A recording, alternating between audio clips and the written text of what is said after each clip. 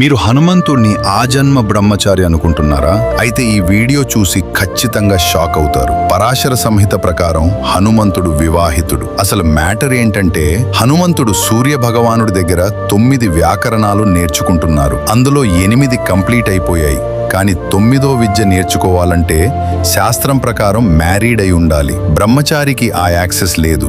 కానీ ఇటు హనుమంతుడి స్టడీ కూడా ఆగకూడదు. అప్పుడు సూర్యదేవుడు ఒక కాస్మిక్ సొల్యూషన్ ఇచ్చారు. తన కిరణాల నుండి సువర్చల దేవిని సృష్టించి హనుమంతుడికిచ్చి పెళ్లి చేశారు. ఇక్కడే ఒక పెద్ద ట్విస్ట్ ఉంది. ఆమె కేవలం తేజోరూపం. ఆమెకు ఫిజికల్ బాడీ ఉండదు. అందుకే పెళ్లైనా కూడా ఆయన నిత్య బ్రహ్మచారి. మీకు ప్రూఫ్ కావాలంటే ఎక్కడికి వెళ్లాల్సిన అవసరం లేదు. మన తెలంగాణలోని ఖమ్మంలో శ్రీ సువర్చల సహిత హనుమాన్ దేవాలయం ఉంది. ఈ టెంపుల్లో జంటగా హనుమంతుని దర్శనం చేసుకుంటే భార్యాభర్తల గొడవలు పోతాయని నమ్మకం.